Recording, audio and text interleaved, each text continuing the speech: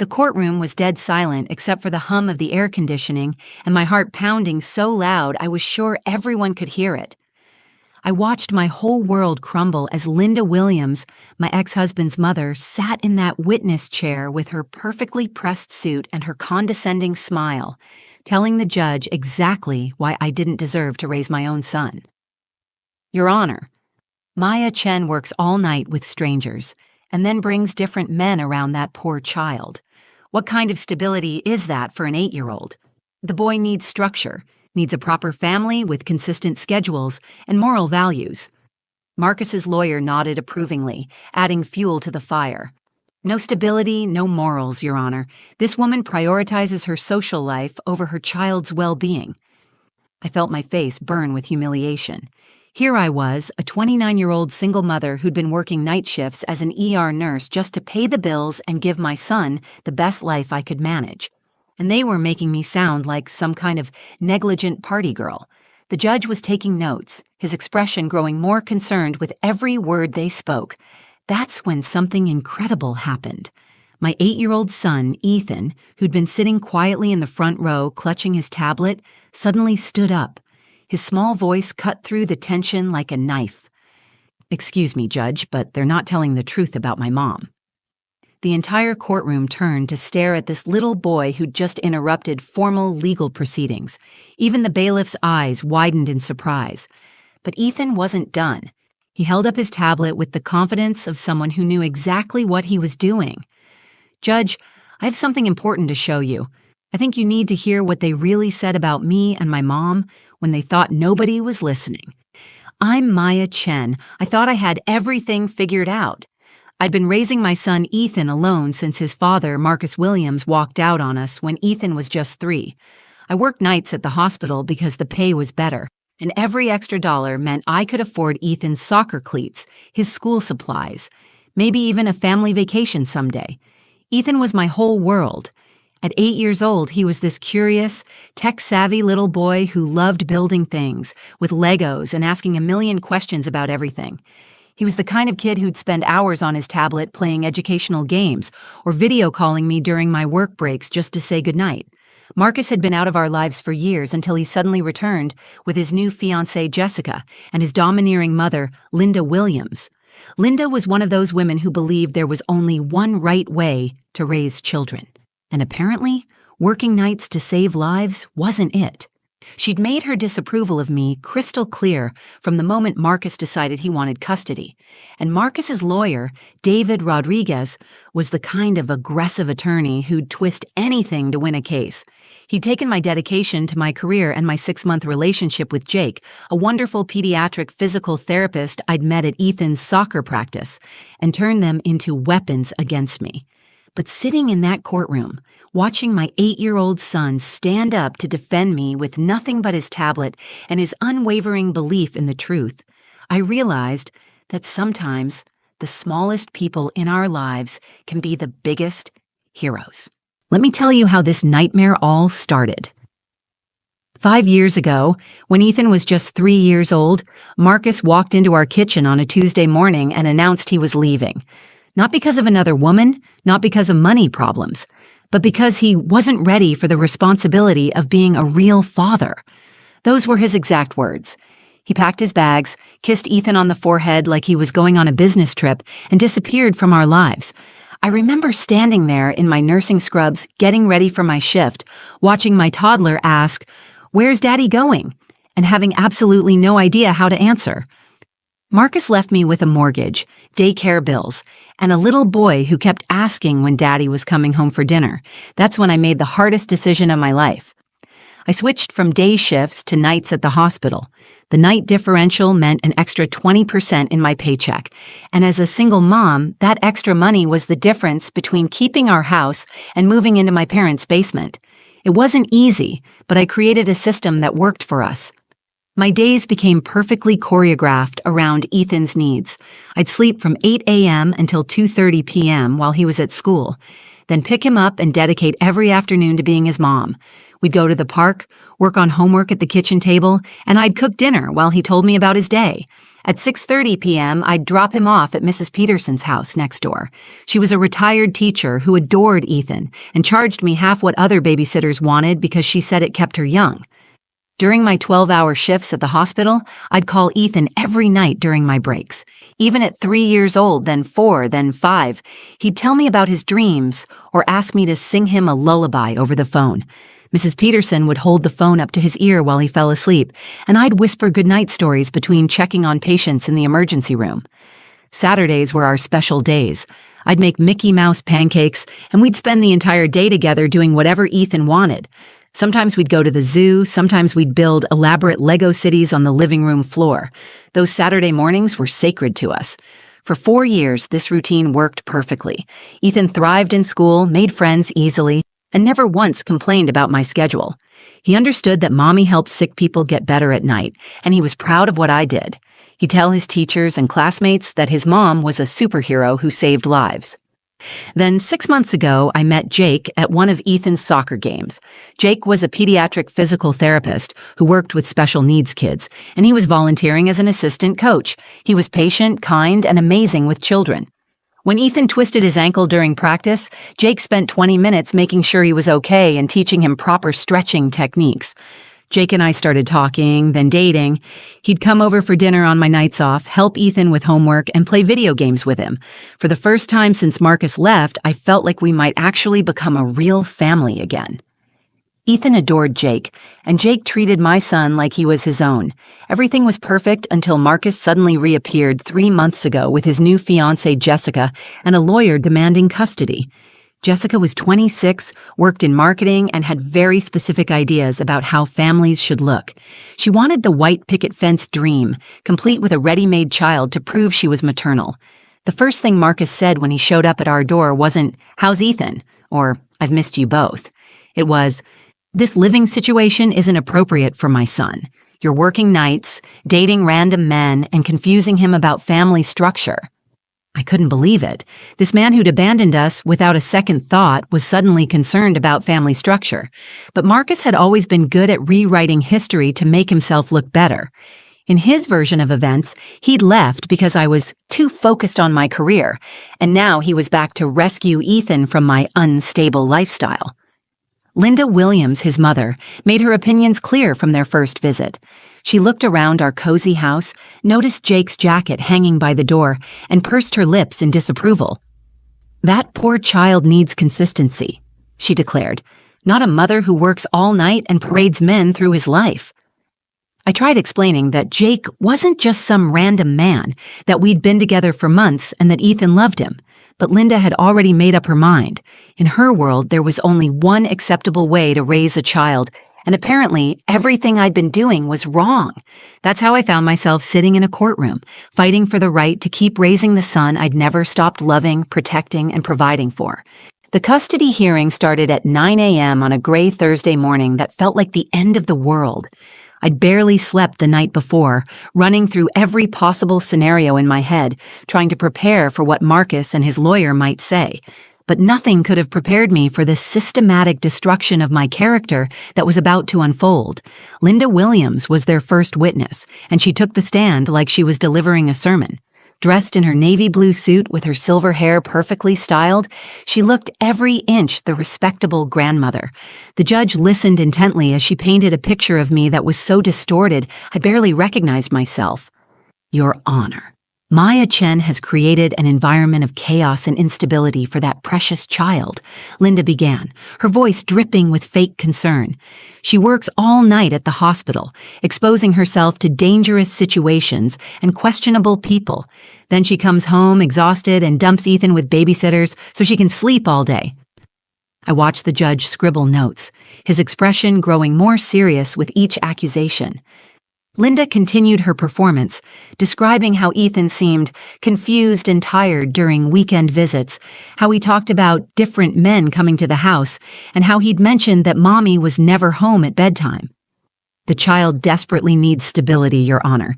He needs a proper family structure with consistent schedules and moral guidance. My son Marcus is ready to provide that along with his wonderful fiancée Jessica, who's eager to be a mother figure. When Marcus's lawyer, David Rodriguez, stood up for cross-examination, I felt my stomach drop. This man had a reputation for being ruthless, and he immediately went for the throat. Mrs. Williams, in your professional opinion as a retired school administrator, would you consider a woman who works night shifts and frequently has male visitors to be providing adequate supervision for an 8-year-old child? My own lawyer objected, but the damage was already done. Rodriguez had planted the seed that I was somehow promiscuous and neglectful. He continued his attack, asking leading questions about Ethan's emotional state and whether Linda had observed concerning behaviors that might indicate trauma or neglect. Then Marcus took the stand, and I watched my ex-husband lie with the same smooth confidence he'd always possessed. He painted himself as the concerned father who'd tried to work things out but had been pushed away by my hostility and unwillingness to co-parent. Your Honor, I've been trying to be more involved in Ethan's life, but Maya makes it incredibly difficult, Marcus testified, his voice filled with fake sincerity. She schedules activities during my visitation time. She's introduced him to this new boyfriend without consulting me, and frankly, I'm concerned about the example she's setting. Rodriguez guided Marcus through a carefully crafted narrative that made my night shifts sound like abandonment, and my relationship with Jake sound like a revolving door of men. They twisted every detail of our life into evidence of my unfitness as a mother. The child needs consistency, Your Honor. He needs to wake up every morning knowing his parent will be there. He needs traditional family values and proper supervision. Maya's lifestyle simply cannot provide that. The worst part was watching the judge's reaction. He kept glancing at Ethan, who was sitting quietly in the front row, clutching his tablet. I could see the concern in the judge's eyes as he processed their arguments about emotional stability and appropriate role models. Rodriguez then called their child's psychologist, Dr. Sarah Mitchell, who had never actually met Ethan but was willing to testify about the potential psychological impact of my work schedule. She used clinical terms to describe how night shift work could disrupt attachment patterns and how inconsistent caregiver presence might lead to behavioral issues and emotional instability. Children need predictable routines and constant parental supervision, Dr. Mitchell explained. When a primary caregiver is absent during traditional family hours and relies heavily on substitute care, it can create anxiety and confusion in young children. I felt my heart sinking with every word. They were making my dedication to providing for Ethan sound like child abuse. My choice to work nights so I could afford to give him everything he needed was being twisted into evidence that I was a neglectful mother. When my lawyer finally got a chance to cross-examine, she tried to point out that I spent every afternoon with Ethan, that Mrs. Peterson was a trusted neighbor, and that my nursing career was both stable and well-paying. But Rodriguez had already created a narrative that was hard to shake. The judge asked pointed questions about my ability to provide consistent supervision and whether I'd considered more traditional work arrangements that would allow for better work-life balance. Each question felt like another nail in the coffin of my chances to keep my son. As the morning dragged on, I realized with growing horror that I was losing. Despite everything I'd sacrificed and every way I'd shown my love for Ethan, they were successfully painting me as an unfit mother. Just as my lawyer finished her weak closing argument and I felt the last shreds of hope slipping away, something extraordinary happened. Ethan suddenly stood up from his seat in the front row, his small tablet clutched in both hands. "Excuse me, Judge, but they're not telling the truth about my mom." The entire courtroom froze. The judge looked up from his notes with surprise, while Marcus and Linda exchanged panicked glances. David Rodriguez immediately shot to his feet, ready to object, but the judge held up his hand for silence. "Young man, this is a very serious courtroom proceeding," the judge said gently but firmly. "You need to sit down and let the adults handle this." But Ethan didn't budge. At 8 years old, my son stood there with a determination I'd never seen before, his chin raised and his voice steady despite his small stature. "Please, Judge, I know I'm just a kid, but I heard them talking about me and my mom when they thought I wasn't listening. I recorded it because I knew nobody would believe me." My heart stopped.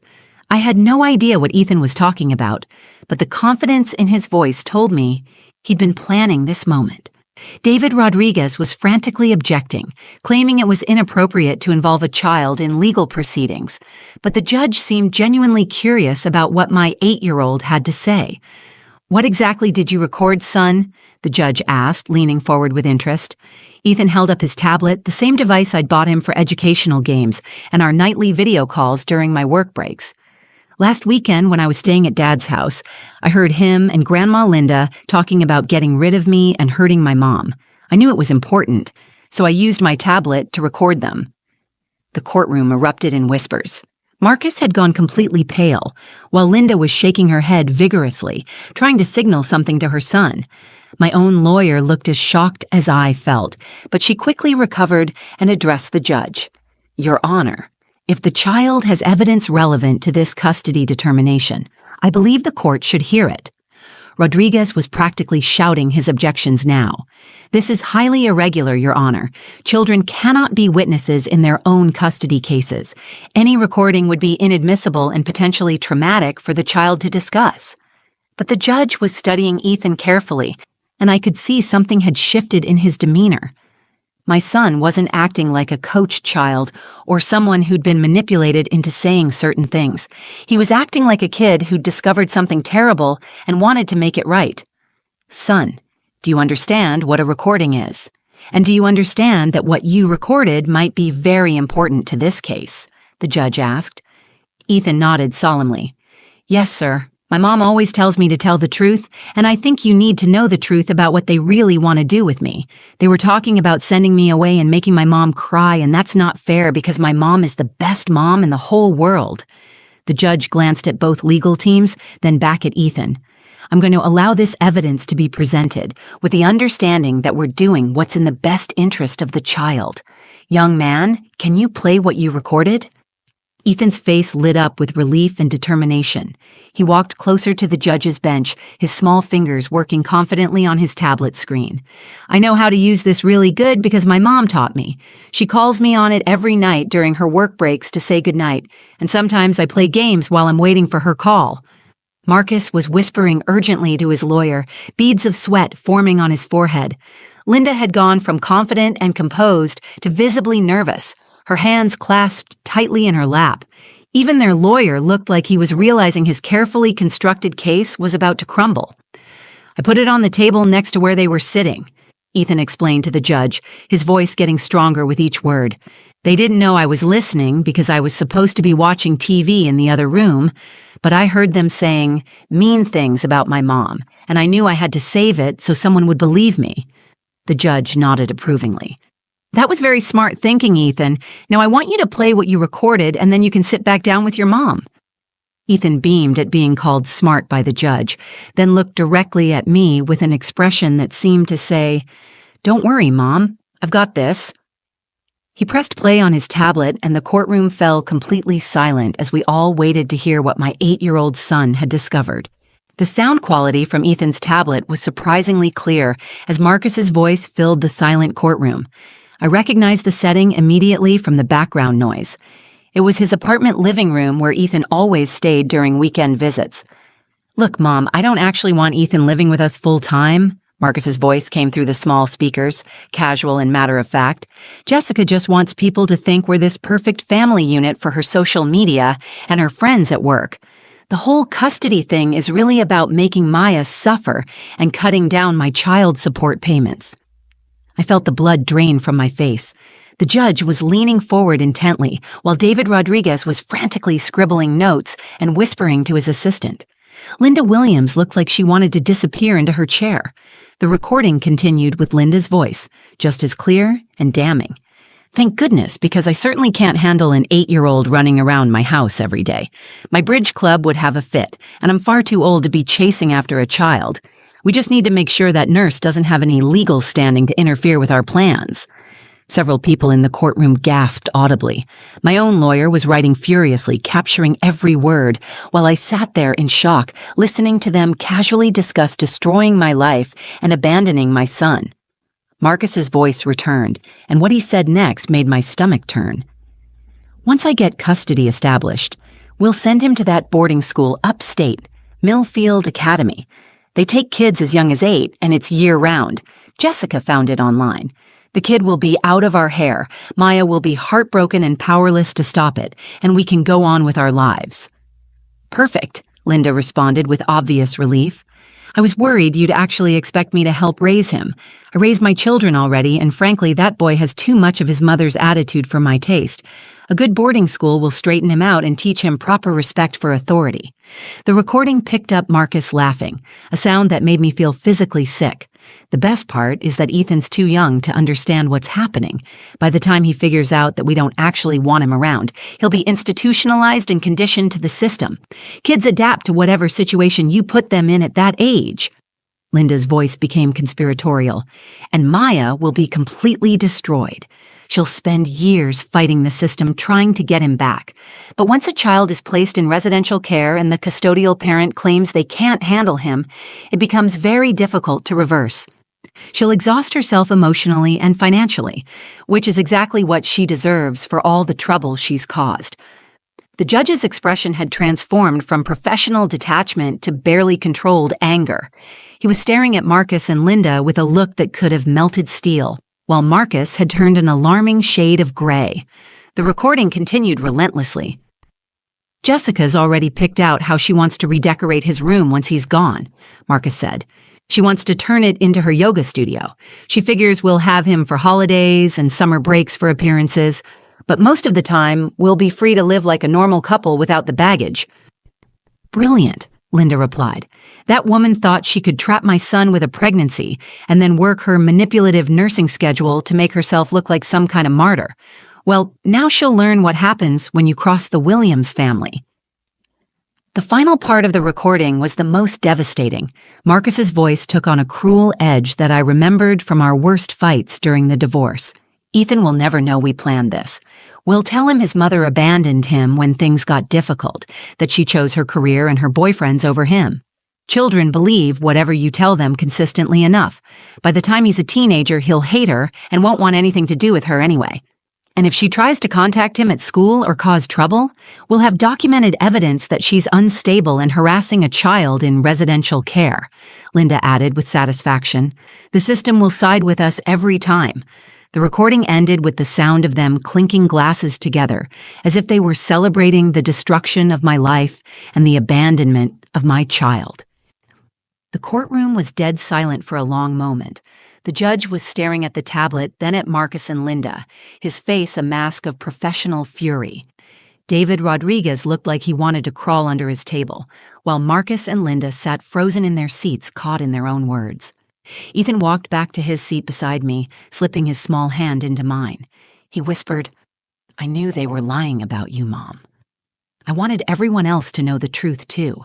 The judge's gavel came down with a sharp crack that seemed to echo through the stunned courtroom. His voice was steady but filled with barely contained fury as he addressed Marcus and Linda directly. In 30 years on this bench, I have never witnessed such a calculated and malicious attempt to manipulate the family court system. Mr. Williams, Mrs. Williams, your own recorded words have revealed a conspiracy to commit what amounts to child abandonment and parental alienation. Marcus tried to stammer out some excuse about the recording being taken out of context, but the judge cut him off with a raised hand. Mr. Williams, your petition for custody is not only denied, but I am ordering an immediate investigation into your fitness as a parent. Your visitation rights are hereby suspended, pending a full review. Mrs. Chen, your son will remain in your custody, and I am issuing a restraining order, preventing any member of the Williams family from contacting either you or Ethan outside of court-supervised visits. I felt my knees go weak with relief. Ethan squeezed my hand tighter, and I could see tears of joy streaming down his face. The nightmare was finally over. But the judge wasn't finished. Furthermore, I am referring this case to the district attorney's office for potential fraud charges. Attempting to manipulate custody proceedings through false testimony constitutes perjury, and conspiracy to abandon a child may constitute criminal neglect. David Rodriguez was frantically packing his briefcase, clearly wanting to distance himself from his now toxic clients. Linda Williams had gone completely white, while Marcus looked like he might be sick right there in the courtroom. The judge turned his attention to Ethan, his stern expression softening considerably. "Young man, what you did today took incredible courage. You protected your mother and yourself by telling the truth, even when it was scary. That shows real character." Ethan beamed with pride, standing a little taller. "Thank you, sir. My mom always says the truth is the most important thing, even when it's hard." "Your mother raised you well," the judge replied, glancing at me with approval. "Mrs. Chen, based on everything I've heard today, including the testimony of your neighbors, your employer, and your son's school, it's clear that you are a devoted and capable mother. Your work schedule is not only reasonable, but admirable, given that you're saving lives while providing for your family." As we left the courthouse that day, I couldn't stop hugging Ethan. My brave, brilliant little boy had saved us both with his quick thinking and courage. Jake was waiting for us in the parking lot, and when Ethan ran to him shouting, "We won! We won!" Jake lifted him up and spun him around like the hero he was. 6 months later, our lives had settled into an even better rhythm than before. The stress of the custody battle was behind us, and I'd been promoted to charge nurse on my shift, which came with a significant raise. Jake had moved in with us, and we were planning our wedding for the following spring. Ethan was thriving in school, proud to tell everyone about how he'd outsmarted the adults who tried to separate our family. The best part was that our story had somehow made its way onto social media, where it went viral as "the 8-year-old who saved his mom." Thousands of people shared it, commenting about Ethan's bravery and intelligence, and the video got millions of views. Parents everywhere were praising him as an example of how children can be heroes too. Marcus was facing fraud charges and had lost his job when the recording became public. Linda had to move in with her sister after the legal fees bankrupted her. Justice had been served in the most poetic way possible, by an 8-year-old with a tablet and an unshakable sense of right and wrong. Every night when I called Ethan during my breaks, he'd tell me about his day, and I'd remind him how proud I was of his courage. He'd grown more confident since the trial, knowing that he'd stood up for what was right and won. Our Saturday morning pancake tradition continued, but now Jake joined us, and Ethan would regale us with stories about his friends at school, asking him to teach them how to use their tablets to record things. I had to explain that most kids didn't need to gather evidence against lying adults, but Ethan just grinned and said he was ready if any of his friends ever needed help with the truth. The judge had been right. I'd raised him well. But that day in the courtroom, Ethan had taught me something too. Sometimes the smallest voices carry the most powerful truths, and sometimes an 8-year-old with determination and a tablet can change everything. If you enjoyed this incredible story of courage and justice, please share this video with others who need to hear it. Comment below about what you thought of Ethan's brave actions, and don't forget to subscribe to our channel for more amazing true stories about ordinary people doing extraordinary things. Your support helps us continue bringing these inspiring tales to families everywhere.